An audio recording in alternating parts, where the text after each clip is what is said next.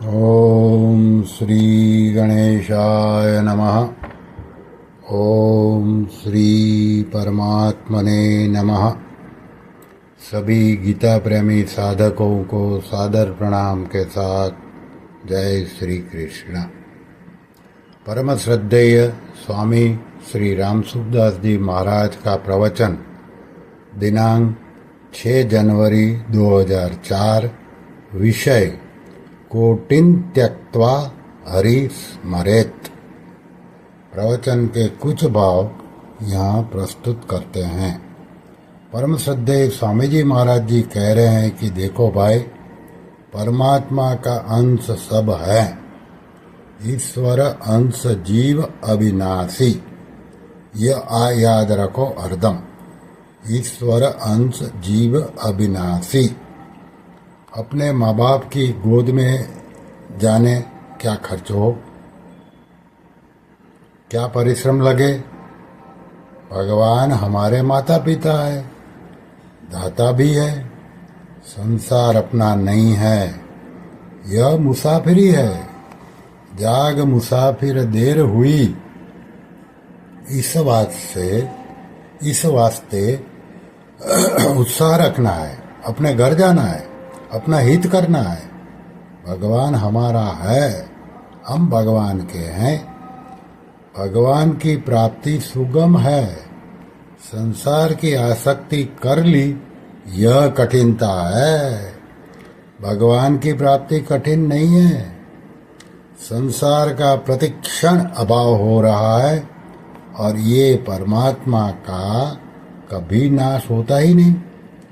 संसार और शरीर किसी के साथ रहा नहीं, रहेगा नहीं, रह सकता ही नहीं। परमात्मा कभी अलग हो सकते ही नहीं। अलग थे नहीं, अलग है नहीं, अलग होंगे नहीं, अलग हो सकते ही नहीं। ये चार बात है।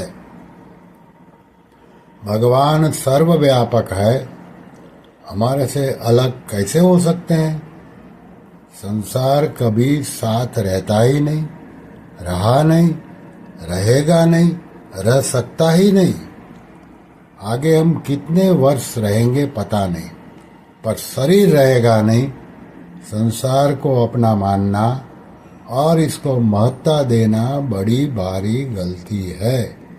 ना सतो विद्यते भावो, ना भावो विद्यते सतः। असत की सत्ता नहीं होती। जिसकी सत्ता ही नहीं है तो वह कैसे ठहरे। असत की सत्ता ही नहीं है, असत की सत्ता नहीं होती। सत्ता और महत्ता दे दी, यह बहुत बड़ी गलती की। और भगवान की सत्ता कभी मिटी नहीं, मिट सकती नहीं। और जीवात्मा भी ऐसा ही है। नित्यः सर्वगतः स्थाणु। देह आने जाने वाला है, देही सदा ही अवध्य है। शरीर नाशवान है, क्षणभंगुर है, अनित्य है। देही अंत वाला है क्या।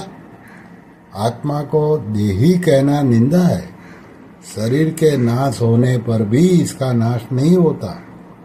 84 लाख शरीर धारण करके छोड़ दिया, पर इसमें यानी कि आत्मा में किंचन मात्र भी फर्क नहीं पड़ा।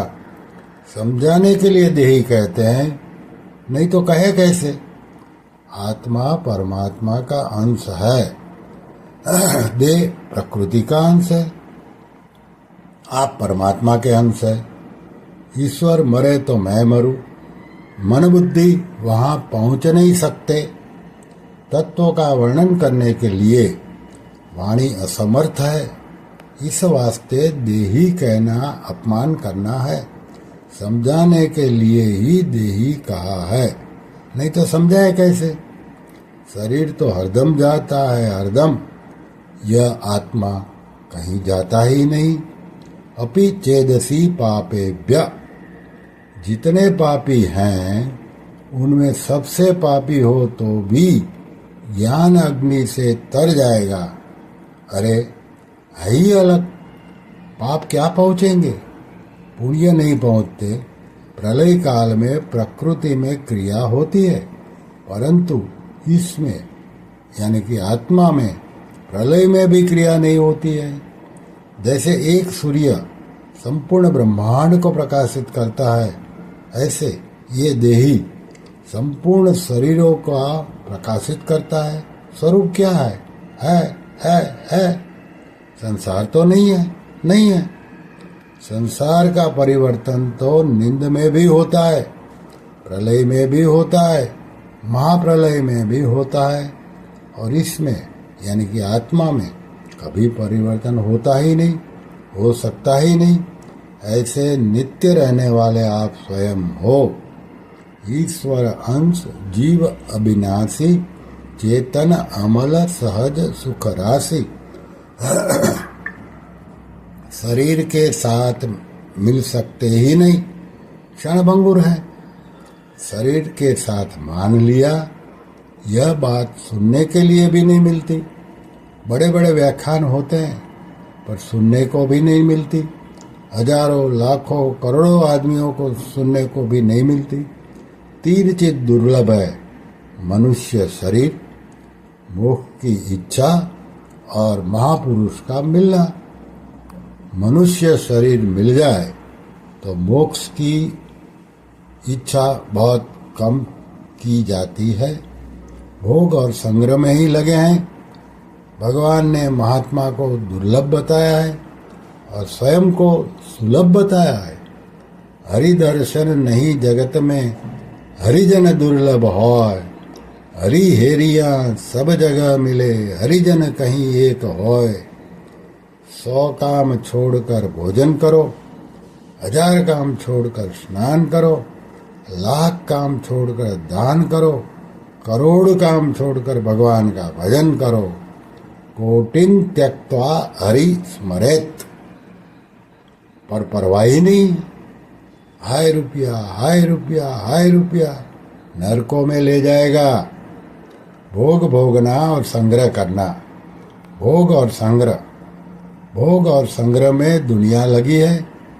परमात्मा की प्राप्ति करना है, ऐसी दृष्टि पैदा नहीं होती। किससे? भोग और ऐश्वर्य से।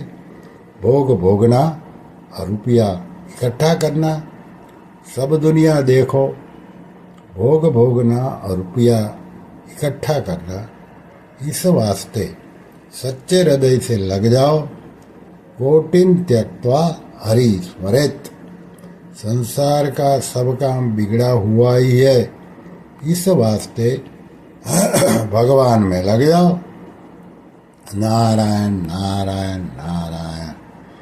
श्री कृष्ण शरणं मम, श्री कृष्ण शरणं मम, श्री कृष्ण शरणं मम।